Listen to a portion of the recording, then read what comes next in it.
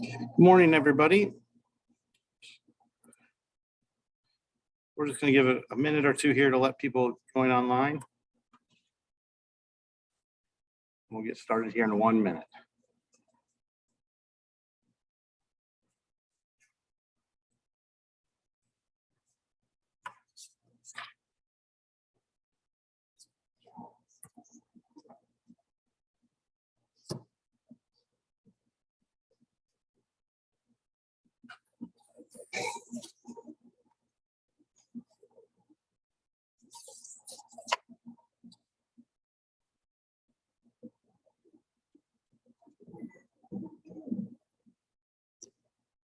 All right, well, good morning, everybody. We've got some people here in-house. I turned my computer on and show everybody online, but I know I screw everything up and we'd have to start over again. But good morning. We've got people online joining us. Thank you for joining today. My name is Todd Underwood. I'm the Strategic Marketing Manager here at SIFT. We appreciate you guys doing this hybrid and joining us both in person and online. Just to start out, if you have any questions, guys, I'll ask them for you at the end. And everybody online, there is a chat and Q&A function. So put those in there and we'll get to them after the presentation. For those of you who may or not be familiar with SIFT, let me just give you a small introduction of who we are and what we do. We are part of the Ohio MEP, which is part of a nationwide public-private partnership with centers in all 50 states and Puerto Rico who are dedicated to serving small and medium-sized manufacturers. SIFT is one of 6 affiliates in the state of Ohio, and our vision is to be a partner in solutions and innovation for food, manufacturing, and agribusiness. We work to achieve this vision through a unique blend of our direct services, a membership consortium made up of leading companies in the food space, and a vast network of resources and other partnerships. Our goal is to increase competitiveness and growth in Northwest Ohio and throughout the state. The purpose of this Purpose Forum is to continue that mission by highlighting trends, new innovation, and more every month when we meet. And we've been doing these for 3 years since I've been here, and they've always been great. Today, I'm really excited to introduce our speaker, Tim Derrickson from JobsOhio, an organization that you may have read about recently in the news, done some really great things with the state. I'll let him tell you more about that. Tim Derrickson was born and raised on his family's dairy farm in Butler County.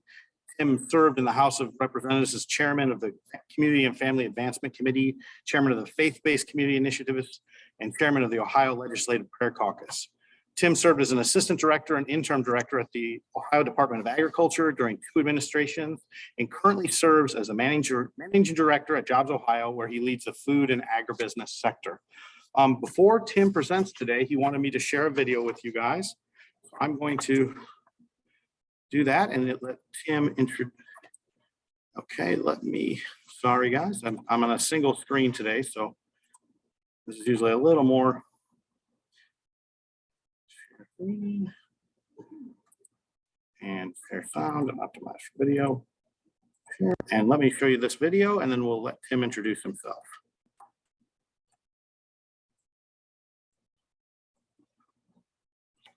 Today, when you look at Ohio's vast farmlands, it might seem like nothing's happening, but there's more than meets the eye. Ohio's farming legacy stretches back hundreds of years, with generations of Ohio farmers utilizing this productive land through hard work and innovation.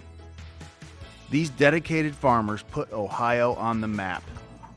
By the mid-1800s, Ohio produced more corn than any other state and ranked second in wheat production.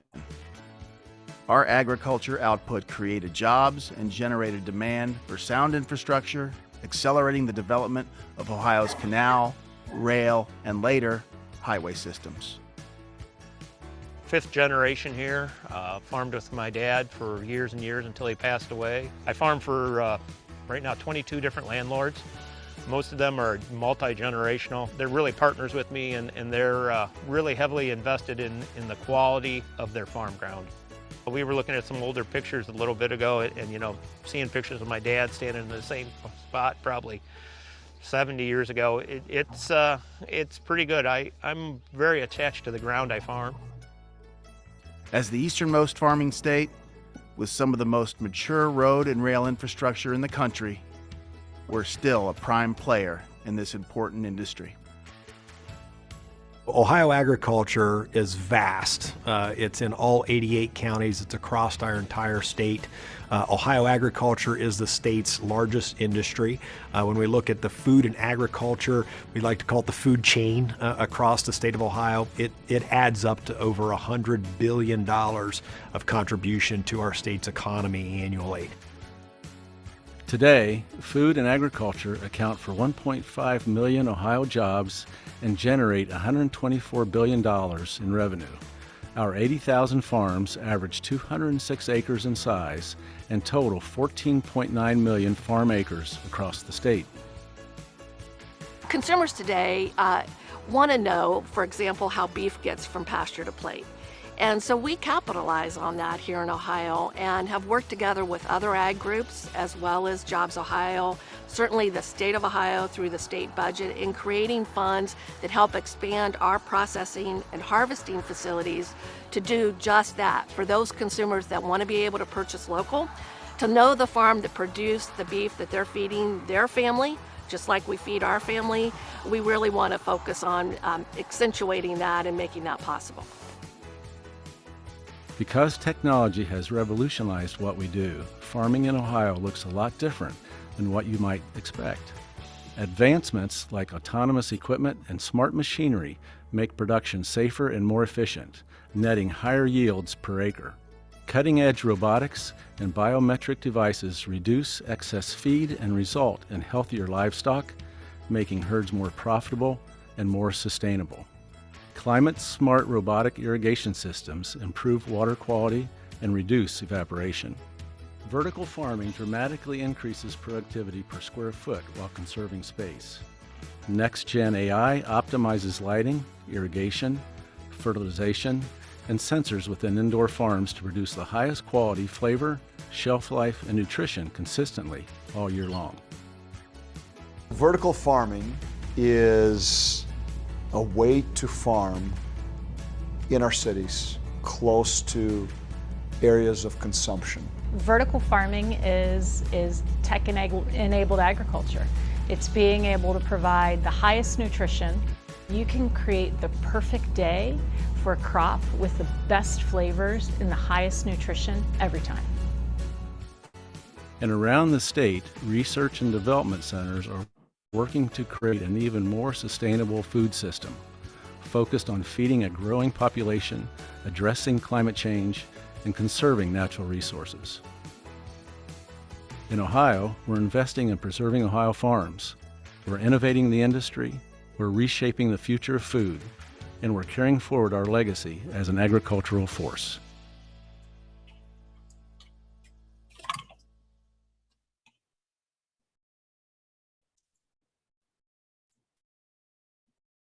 All right, thank you. That video was awesome.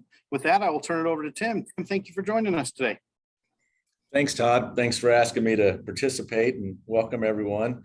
Let me first just say I really appreciate Todd, you, Rebecca, and all your staff and all you do for the food and ag sector here in Ohio. I find myself turning to you all quite often, and the advice that you give me, and I know all of your members are very appreciative of your efforts in this sector. I do have, bear with me while I can share my screen.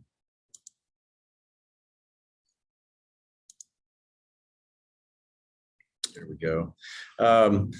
I've got a few slides. Actually, I think there's 10, and I'll be pretty quick with these, but let me first explain JobsOhio a little bit, because there tends to be some questions. Who exactly is JobsOhio?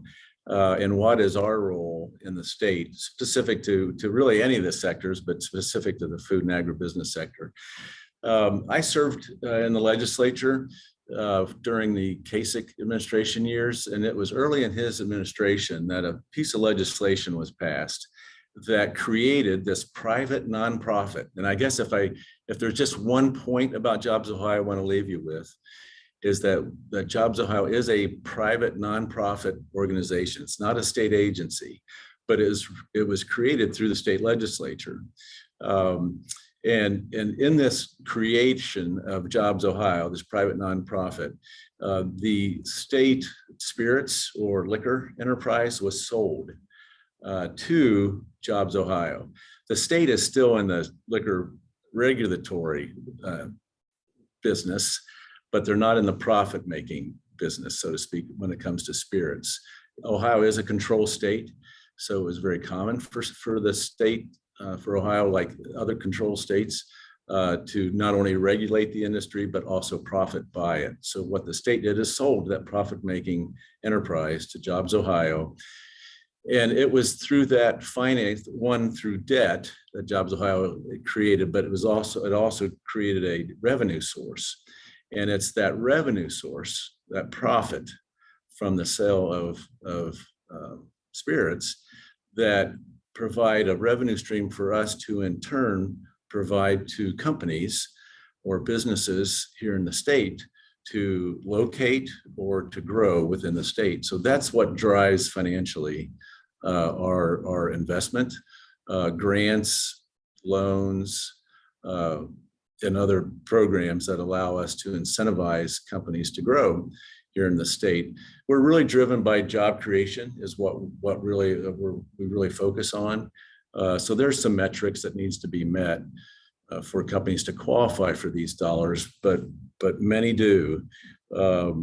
We've been around for, I guess this is year 11 now. Last year was the biggest year, frankly, for the sector, the food and agribusiness sector. More investment, more job creation was created here in the state compared to the previous 10 years. So it really, last year was really a banner year for this particular sector. So I'll get into the slides.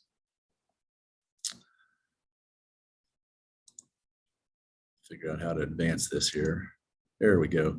Like I said, I think there are about 10 slides. Don't hold me to that, I kind of forget. But the whole point really of these slides, and this is really what I wanted to share today, is that like the video, we are truly a farm to table state. We grow it, we raise it, we process it, we logistically can get it to a large population in the country as well as in Canada.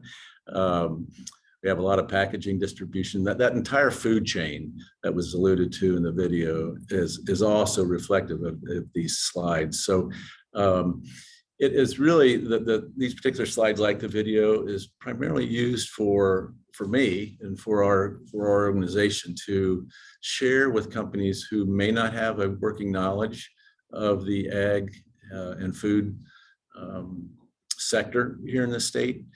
But it is truly exceptional what Ohio has to offer to this particular sector. And I think that's proven by not only the existing companies who are here, but the pipeline, so to speak, the number of folks who want to grow, who are already here, or companies who are not located here who are interested. It's pretty easy to see why Ohio has been considered an ag state, and we anticipate that growth to continue. Just a few kind of fun facts. $124 billion to the state economy. That number was derived from OSU. Back, it's been a few years ago. 2017 is when that particular survey, that project was completed. But OSU did a great job at kind of surveying and taking a snapshot at that time of this particular sector. But 124 billion is pretty significant. And I don't say that just in comparing the food and ag sector here in Ohio, but in comparing that number to other states, it's very significant. So we rate very high compared to other states, in particular with this particular sector. Few fun things. Number one is Swiss cheese. Also, I think number one in I think Daisy has a couple products that bump up sour cream as to number one in the state. Number two in egg production, four in tomato. You can read those, I know, but we do a lot of things other than just raise cattle and corn and hogs and soybeans here in the state. We're totally engrossed in the entire sector. Over 1,300 food manufacturers. That's really kind of a surprise for most folks, that the sheer number of food manufacturers. And you'll see in a later slide, lots of products that everyone on this call has in their cupboard or in their refrigerator. But there's a lot of smaller manufacturers, obviously, or food processors in the state too, that obviously bump that number up to 1,300. I love this slide. It's probably my favorite one. This is just reflective of corn and beans, wheat in the country. And as you can tell by the colored dots here, that we indeed are a grower of corn, wheat, and beans. There are some states, obviously there are other states that can tout that they grow more, and indeed that's true, but we do grow our fair share. What's interesting, I think, about this slide is if you kind of look from top to bottom, north to south, the western half has a few more acres of crop production, row crop production, than what the eastern half does, and that's pretty true based on the terrain. And you know, you can everyone on the call that knows the state, that's not a surprise to you. But what is also interesting about this particular slide is that we can indeed call ourselves an ag state based on crop production, but we are the easternmost state that can do so. Obviously, states along the eastern seaboard obviously grow crops too, but not to the extent that we do. But logistically, this puts us in a very good position. And I know that just for a fact, because the companies that make their investment in the state say that logistically, not only can they obtain their products, the raw materials, their inputs here, but it's the closest state to get to the eastern seaboard to a large population from here. So this is very telling, frankly, for the industry. We raise a lot of livestock, cattle, dairy cows, poultry, hogs, pigs. Not number one really in anyone, although we're pushing it on egg production. But we do raise a lot of hogs, milk a lot of cows, which is my background, not literally, but yeah, literally. That milked a lot of cows in my time, but the dairy industry is a little partial to me, but we milk a lot of cows. You know, that's a market that's changed dramatically over my lifetime. But what we've seen is the production level has gone up significantly while the number of cows and farms have gone down. Meat processing facilities, put this together a couple years ago when COVID came along, and I think we all heard about the challenges that meat processing facilities was having, primarily in other states, the large facilities who, if they didn't close, they were shortening hours or days of production because so many people were out sick. And it was really a real challenge. We had producers raising livestock that were, well, at least concerned if they were going to have a facility to send their livestock to, and in some cases they didn't, with not great outcomes. So what we did here is we wanted to take a snapshot of the sheer number of facilities that are processing meat during COVID here in the state, and as you can see, it's pretty significant. Now, most of these are not large facilities. There are some large ones, but they're for the most part located near where these livestock that they're processing is located as well. So, but it is kind of an impressive number. Fortunately, the state came up with some money, a significant amount of money, actually. This is during the DeWine administration, to encourage growth within this industry. So we're seeing a number of these facilities expand their capacity, their production levels. So that's really been a very positive impact for this state, the grant dollars that were made available to them. But anyway, we've got a good number of facilities, and with their growth, I think we're in a very good position. And you know, for the next pandemic that came along, like COVID. This is like I mentioned earlier, the logistics. So as you can see, within a drive day of 60% of the population in the US and Canada, that obviously is pretty significant, especially these days with drivers being hard to come by, fuel costs. But we benefit by a very mature highway system and rail system. I think there's a point, fourth largest, actually of both, fourth largest in the country. So not only are we near population, large populations, but we have the means logistically to deliver product. So this is very significant. And from my perspective, as an economic development or business development person, although I focus on the food and ag sector, JobsOhio actually focuses on 10 different sectors. So I'm really just one of 10.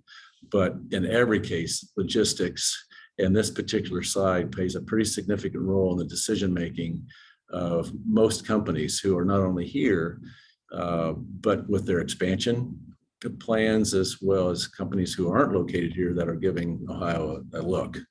So pretty impressive reflection concerning logistics. Brand names. This is kind of the food chain, starting from the top. The only thing that really is not on this particular slide, and it would be on the very top, right above raw commodities, would be the farm, the producers themselves. From a JobsOhio's perspective, we're not doing much on the farms, but we are with their markets where they're selling their product, whether that be crops or livestock. And then many on this call will recognize, and some of you work with, some of the companies across the top. I've been with Cargill today, the Andersons recently, Heritage Co-op. Anyway, and there are more that I actually could put in this slide, but I just kind of wanted to make a snapshot reflective of the entire industry. So that's the market on top. And the very bottom is the retailer that we all recognize and probably shop at. And then all the companies in between are the part of that 1,300 plus food processors. And so we've got large companies, very good employers, producing many products that we all purchase.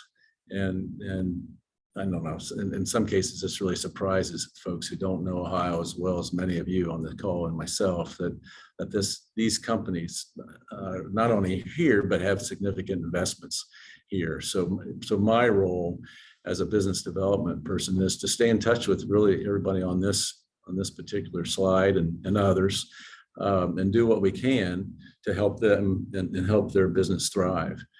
So that's kind of my role with JobsOhio, and that's JobsOhio's role. But boy, we have a great reflection of the industry, right here with these brand names that you all can see. Again, on the retail level, here are some that have a large Ohio presence. Kroger kind of based on employees kind of dwarfs the others, being obviously home base here to Kroger in Cincinnati, but their presence is pretty significant. It was interesting. I work with Kroger often. To say every week would be realistic, only because they're such a large company. They have lots of projects at all times, and it's fascinating, the diversity that particular company, that grocer offers. I've only known Kroger as a grocery store, but they are so much more than that. And likewise, some of the other companies that are reflective here too. But the point in this is that the sheer number of employees really makes a difference to the economy and to their lives as well. And we appreciate their commitment to the state. So I want to explain this just a little bit more, maybe than I did some of the other slides. As I mentioned, JobsOhio is a private nonprofit. We represent the entire state. Our revenue is generated through the sale of spirits, and that revenue is pretty significant. So we are able to provide incentives to many companies, and sometimes some pretty significant incentives. But what we kind of, although we're set up as that hub, that economic development hub, we are really dependent upon and rely on our regional network. And this slide, based on, as you can see, the colors, is reflective of our regional network. Many of you, and I know SIFT is located in that green northwest part of the state, RGP, Regional Growth Partnership. They have a great team, as do the others as well. But we help we help fund only a portion, but we help fund their operations, these six.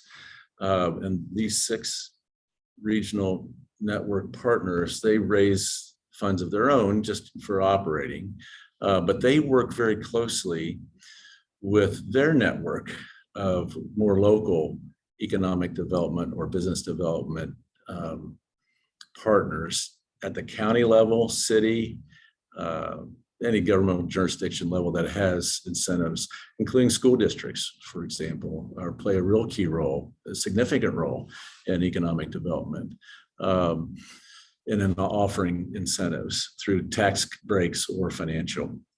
But that's how we kind of work. So I kind of explain JobsOhio is if we're the hub of a wheel, we have six spokes, and these colors reflect each of the six spokes. But within each color or each regional partner within themselves, they are indeed a hub of their own with spokes reaching out to each county and each city within their region. I might say that anybody on the call, or if someone has a question about how this economic development engine works, I have not had a career in economic development. I have had a career in food and agribusiness sector, but it's been very diverse, from milking cows to legislating to being very engaged with the Department of Agriculture. But what has been fascinating to me is that if anyone on this call or any company is interested in Ohio, regardless of where their interest is within the state, they can kind of plug themselves in at any level, whether it be a city, county, regional, state level, and wherever they plug themselves in, that we all in the economic development vocation communicate very well. That channel of communication is very open. It's very impressive, to say the least. We all have something different to offer, so we don't compete against each other. We do compete with other states, but not with each other. And so I've just loved working on so many projects that involve all these different players, because they all have something different to offer. So you get together and you talk about how we can benefit, the company that's interested in growing or locating here. And it's really been impressive to me. So enough about that. You can see the number of jobs, and they are reflective of the population. I'm sure it doesn't surprise anyone. Southeast Ohio has probably got the fewest number of jobs. That's the fewest number of people, that live there. They do a great job. There's just not as many people there as some of the other areas. But anyway, it is a good reflection of the state and the number of jobs, regionally throughout the state. So this is really kind of an interesting slide for me. Anyway, I've been here at JobsOhio for a couple of years, and I started writing down terms that I didn't necessarily use prior to coming over to JobsOhio. But the sector is such a dynamic and changing sector, especially with, well, not just food, but with agriculture as well. I started writing some terms down that were kind of my new vocabulary. And these are some new vocabulary words for me. And I'm not going to go through all of them. But I can kind of summarize both columns, the food and agriculture, with basically one term for each. For food, it would be healthy choices, healthy options, which is on there. There's certainly a growing interest and desire for healthy options. And based on the projects that I have worked on over the last couple of years, as well as projects that are in this sector's pipeline, expansion or offering of new products or new lines of production tend to lean toward the healthier choices. Easy to prepare foods are obviously in there as well. Plant-based foods, all these things are real, and they are a true snapshot of what's happening from a JobsOhio perspective. But they do kind of evolve around the word healthy. Now, on the agriculture side, if I were to boil this down to one term, it would be sustainability. Now, sustainability falls over onto the food side too, but from an ag perspective, sustainability is really kind of a fascinating term, and it's a rather new term, but everyone in this entire food chain, including the farmer, is interested in sustainability. Now, there's a few reasons for that. One, farmers tend to be very good stewards of their land. They are environmentalists. They want to take care of their land because they make their living from it. And they'd like to hand that down to the next generation if possible. So they want it to be sustainable. There's a growing interest and awareness of sustainable or regenerative agriculture. And that's driven not only from the farm community, but really through the entire food chain, including consumers, at the retail end. So sustainability is a term that's become very, very common, but it depends on who you ask, what does sustainability mean to them? Because it means something a little bit different. And I do think that everyone that has an interest in sustainable agriculture, sustainable practices in general, everyone seems to want to define it in their own way. And that's okay, because there is a common ground, and sustainable does tend to mean longer lasting, environmentally friendly practices. And so we're seeing that throughout the entire food chain. Governor DeWine initiated a program called H2 Ohio that has encouraged best management practices on the farm. So we're seeing major investments, major changes at the very front end of this food chain.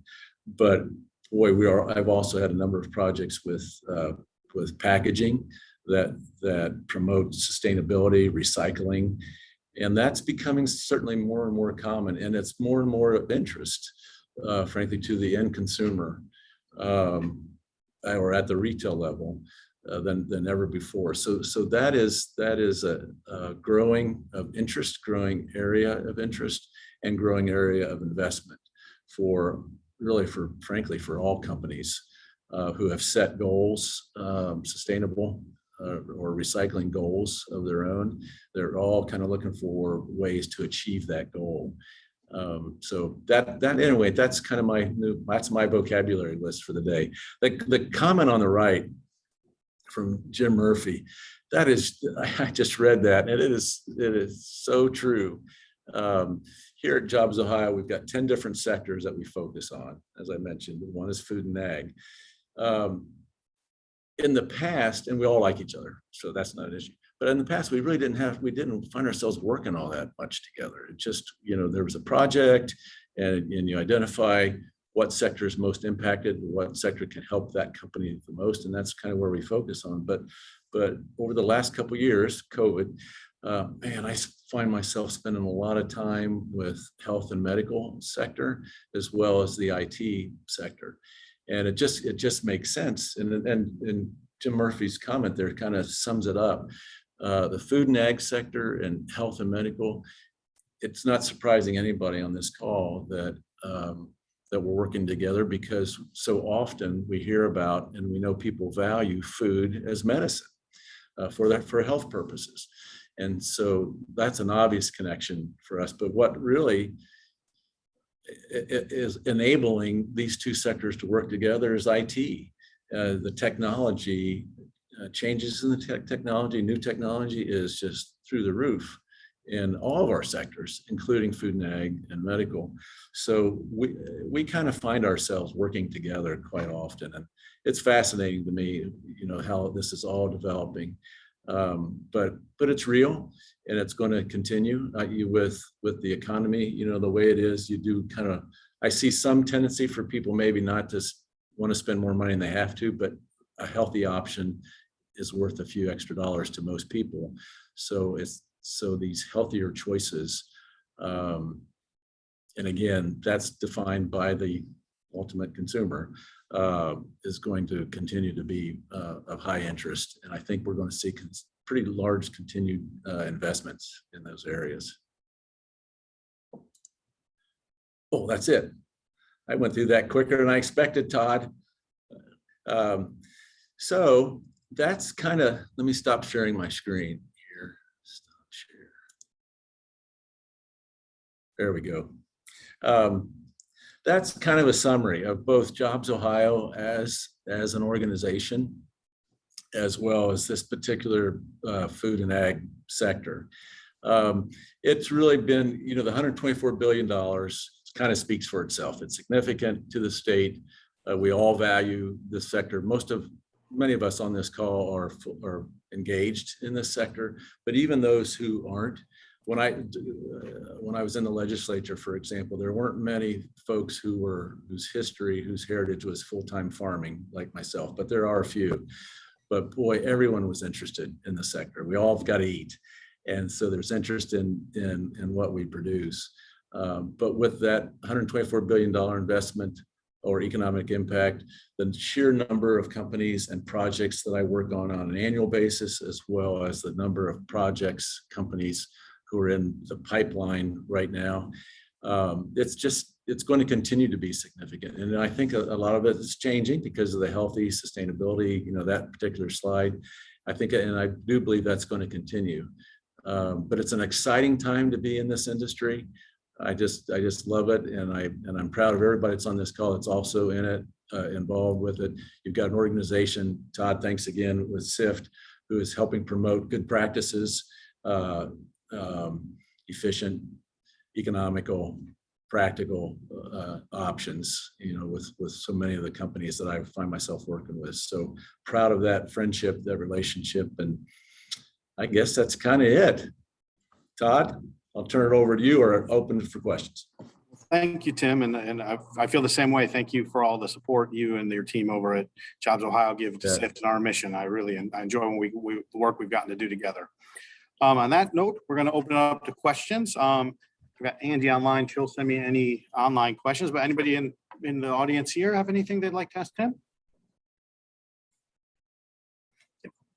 As far as food and agriculture, Okay, good question. What is the percentage? Okay. So Tim, we have a question here. As far as JobsOhio, what are some of the other sectors besides food and agriculture that JobsOhio works with, and what are the percentages of those different industries for JobsOhio? Okay. Yeah. Good question. Yeah. So all these sectors really kind of finding ourselves pretty busy. Military sector is one, and that's simply because of the sheer number of folks engaged in the physical presence basis, not unlike Right Pat. IT, health and medical, energy is a very large sector. Automotive. I'm not going to be able to think of all of them. You might have to give me time. I tell you who's got the most projects that always going on is advanced manufacturing. And the coolest thing about that is, especially when I was in the legislature, I was worried about manufacturing, and I still am to some degree, that are not here in the States, but in the country. But boy, we're seeing folks come back. Let's see, what other sectors in my automotive is a sector that's also pretty busy. I know I'm not coming up with 10, but you name it, we've kind of got the bases covered. I might say that, and many of you might have heard, speaking with IT, the Intel project, that's pretty new, and it's a biggie, for the state. Actually, it's the single largest investment opportunity project, whatever you want to call it, in the state's history.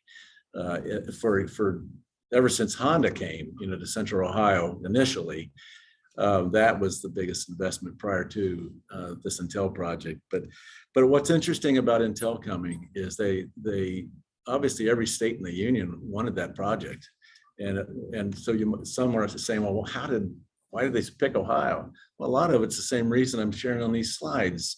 We have energy that's available, that's relatively cheap. We have a workforce, and I'll tell you, they spoke very highly of the workforce that is available here in Ohio. Our challenge is just to keep folks, but the folks that we keep are folks that companies want to hire. But logistics played a part of that. as well. And the state did a very good job. The governor did a good job, JP and others at JobsOhio, to incentivize the state in a way that was as attractive as others. But long story short, we landed them, and they're coming, and it's really a very positive thing. And I think long term, it's going to be a positive company, positive investment here in the state.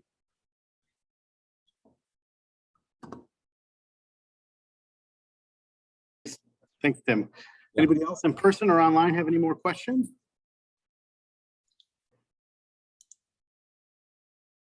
All right. Oh, wait, hold on. Sorry, I gotta. Here to assist Tim, Advanced Manufacturing, Glenn Burke. Here to assist Tim, Advanced Manufacturing, Advanced Mobility, Food and Ag, Logistics and Distribution, Aerospace and Aviation, Energy and Chemicals, Healthcare, Military and Federal, Auto, Financial Services, and Tech. So Glenn, thank you. And everybody that I forgot at JobsOhio, I'm probably going to get a black eye before the day is over. Yeah, that's a good question. You got a good question there. You got him. All right. Excuse me. Pardon me. Anybody else? All right. Well, I want to say again, Tim, thank you so much for joining us today. And we appreciate all the support again that you give us at SIFT and the work you do for the state. We look forward to doing more work with you. And we'll be sending out a recording of this presentation. Probably it will go out later today or first thing in the morning as soon as it gets uploaded to the cloud. If you have any questions or want to reach out to me or anyone at SIFT, please let us know. And everyone have a great day. Thank you so much for joining us. Thanks, everybody. Yeah.